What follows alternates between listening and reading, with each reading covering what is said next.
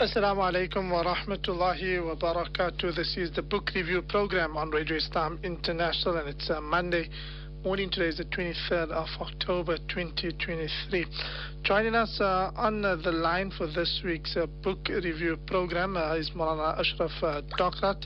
Maulana, assalamu alaikum wa rahmatullahi wa barakatuh. Wa alaikum salam wa rahmatullahi wa barakatuh. Jazakumullah khairan wa for joining us on the program this morning.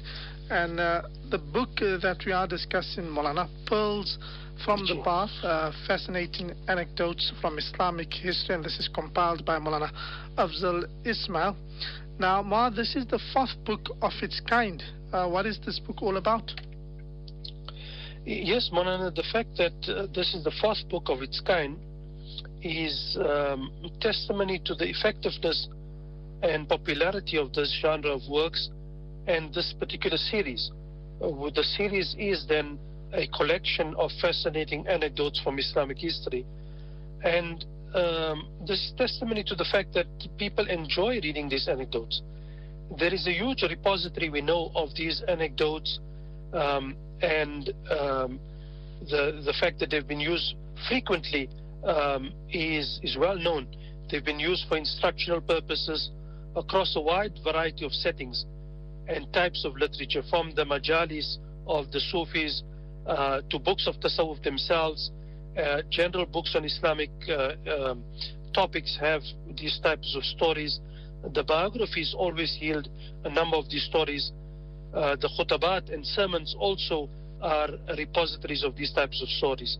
And this testifies to the effectiveness of anecdotes, of stories, of interesting incidents in a type of a pedagogical and an instructional way. This book consists of more than 120 such anecdotes, and this is volume 4 of the series. A number of stories in this particular selection come from the biographies of the ulama of Deoband, and the author, the compiler, Maulana Afzal Ismail, has very carefully selected important and noteworthy aspects from the biographies of these luminaries. There are also, what is interesting about this book is there are interesting and valuable comments in the footnotes. For example, there is a comment on the comparison between traditional healing and Tib al-Nabawi, etc., and the exploitation in modern medicine.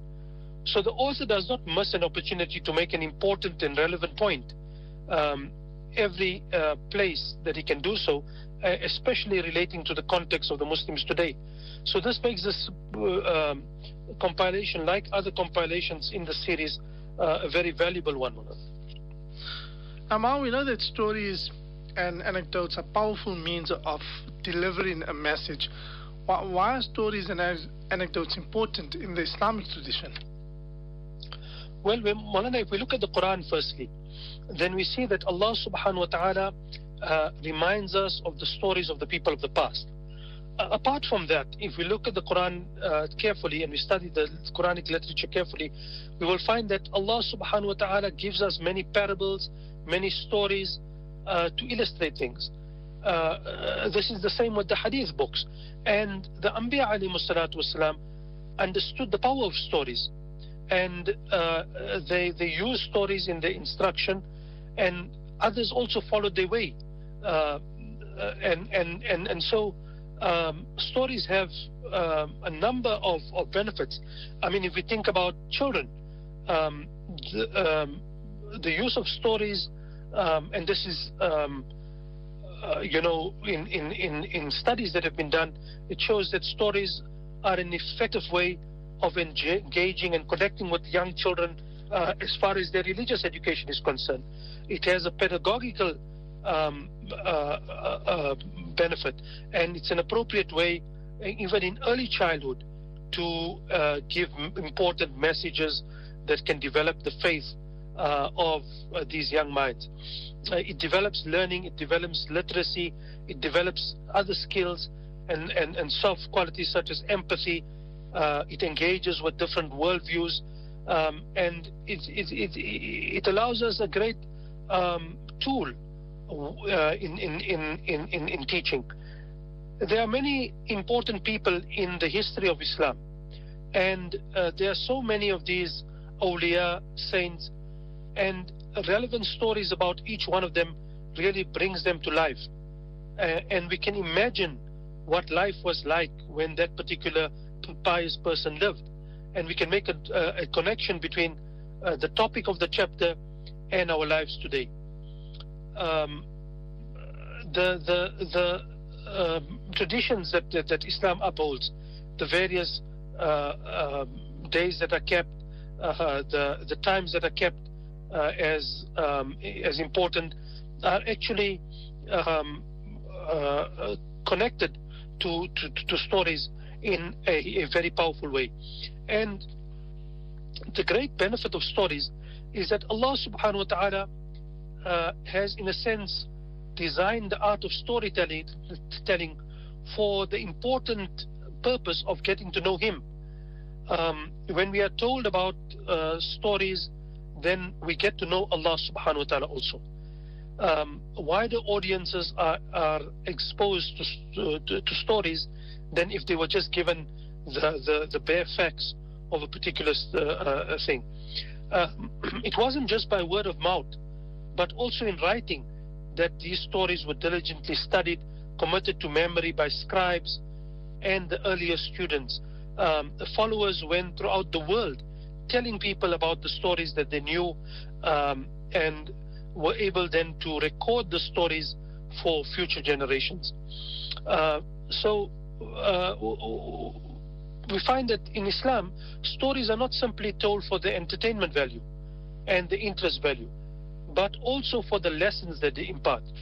They carry the traditions, they carry the understandings of the teachings that they seek to embellish to a next generation in a very, very powerful way. And stories are such, Maulana, that they endure. It is sometimes that one remembers the story, but you forget the verse or the discussion and the deep discussion. And this serves then as a powerful teaching tool, because through the stories then you are reminded of the important lesson that you impart. So there's we can go on speaking about the benefits of stories, but definitely this is a tried and tested way to impart knowledge, and it has been used for generations across various cultures, across various traditions, and this is the same in the Islamic tradition as well, and we know the effectiveness of it is clear to everybody. Ma, how has the author arranged and presented this work?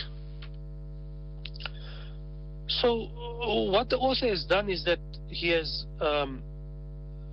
like he has done in other works, he has collected relevant and thought-provoking incidents from the books of Islamic history, from biographies, etc. And what he has done is he presents the particular story, always providing a heading to the story: forgive and reconcile, concern for receive, Allah is everywhere, fear of the unknown, and amazing dua. Then he's got some longer ones, such as escape from the clutches of communism.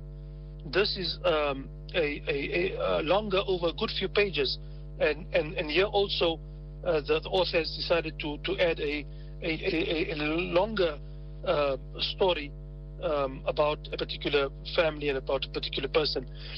And at the end of each one, there is a references as footnotes, apart from the fact that there's a biography at the end of the book, and the lessons from that are drawn at the end of every story is part of the compiler's own input. So in blue, then at the end of every story, in a different color ink, there is a important lesson. For example, on the story on destiny, the author mentions very briefly that it was in Allah subhanahu wa ta'ala's wisdom to save a young boy from drowning and then bring a great scholar in his progeny. So in each story, the author extracts the gist of the story and the important aspect that we need to know. However, the author remains a scholarly in his approach, with providing the reference for each of these stories, and each of these stories are beautifully laid out, very clearly and easily, and it can be easily read. Just to read from the blurb of the book, he says, Pearls of the Path is a collection of relevant and thought-provoking stories gathered from the books of Islamic history, a rich collection of stories with powerful lessons for everyone. Pearls of the Path will ignite your passion for Islamic history and illustrate the priceless heritage that Muslims have left for all of mankind. Discover amazing tales of heroism and bravery.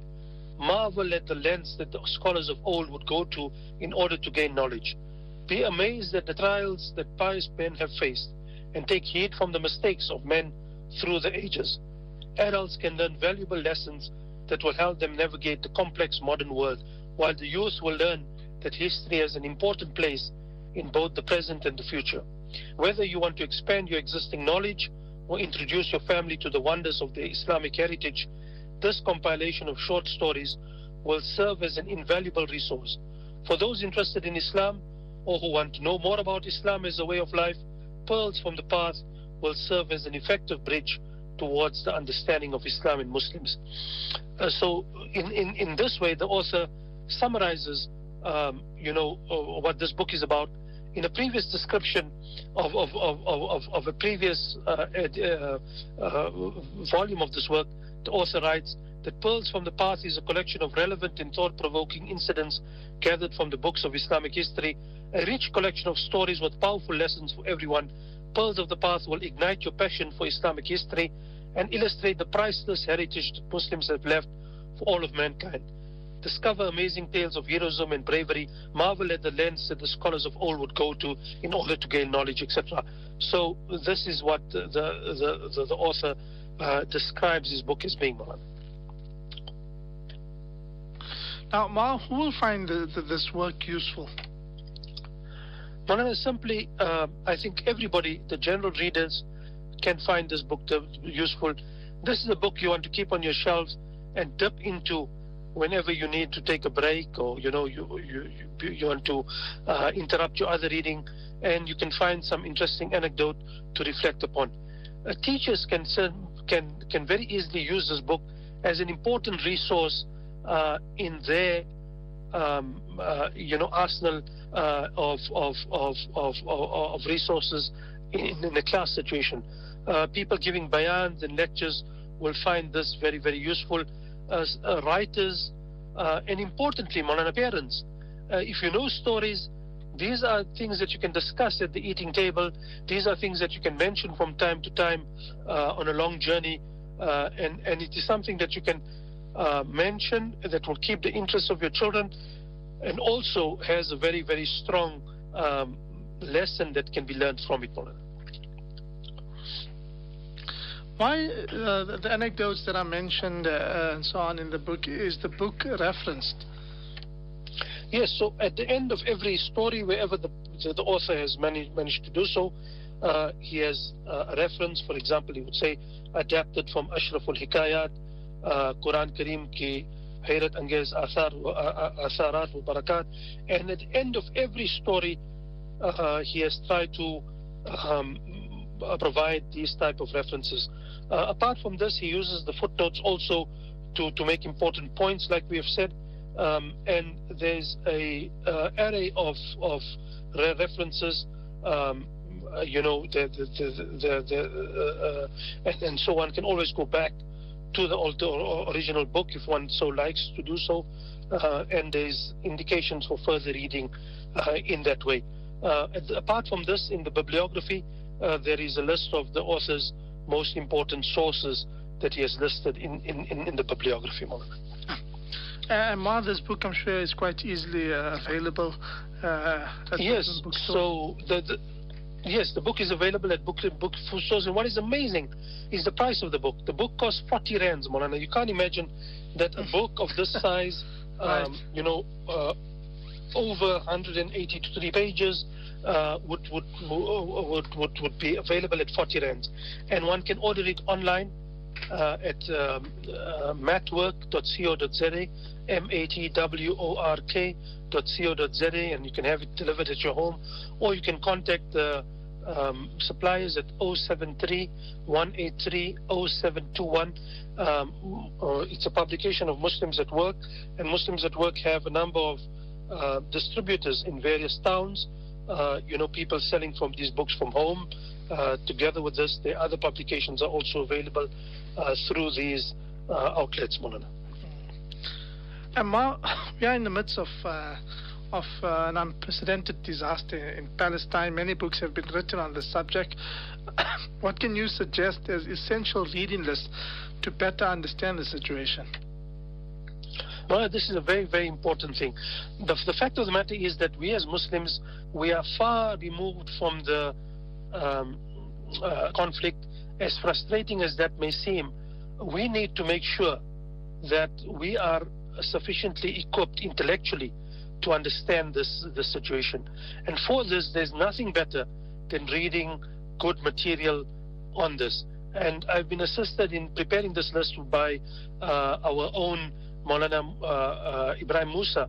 And if we look at the books on Palestine, then starting off with Palestine, A Beginner's Guide by Ismail Adam Patel. Number 2, The Myths of Zionism by John Rose. Number 3, Eyes in Gaza by Mads Gilbert.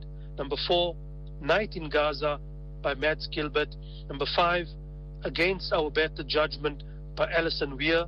Against Our Better Judgment by Alison Weir. Number 6, Shell-Shocked, On the Ground Under Israel's Gaza Assault by Muhammad Umar. Number 7, The Israel Lobby and U.S. Foreign Policy by Meir Hama and Walt.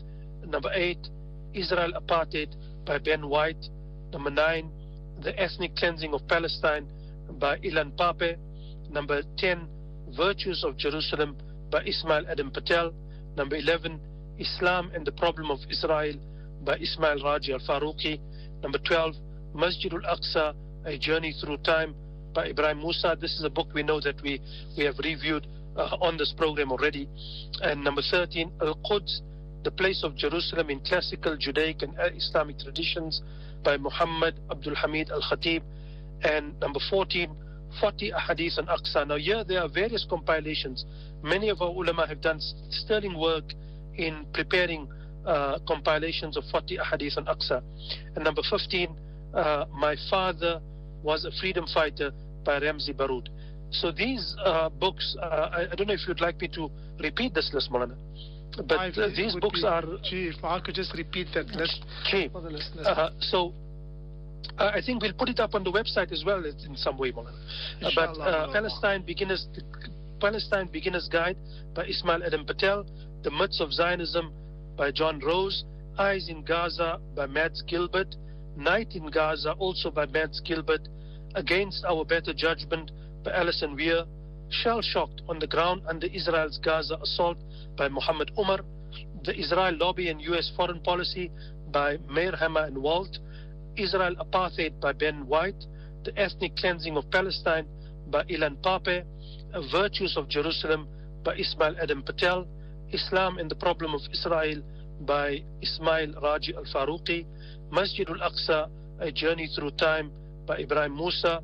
Al-Quds, The Place of Jerusalem in Classical Judaic and Islamic Traditions by Muhammad Abdul Hamid Al-Khatib. 40 Ahadith on Al-Aqsa, and here there are various compilations. My Father Was a Freedom Fighter by Ramzi Baroud. I'm sure that our listeners perhaps have other books that they have used and found useful, but this is a list that offers a good starting point for anybody who will be interested in it, and I think we need to put this up on our website, Maulana. Inshallah, we will try and circulate the list of that books either through our website or on our social media pages as well. Maulana, Jazakumullah khairan for joining us. Anything else I would like to add? Just to get back to our book, the title is Pearls from the Path, Fascinating Anecdotes from Islamic History, Volume 4, compiled by Maulana Afzal Ismail at the giveaway price of 40 rands, available from Muslims at Work. Jazakumullah khairan. Always a pleasure having you on the book review program on Radio Islam International. Inshallah, we will speak to Maulana next week. Inshallah, Aziz. Assalamu alaikum wa rahmatullahi wa barakatuh. Wa alaikum salam wa rahmatullahi wa barakatuh.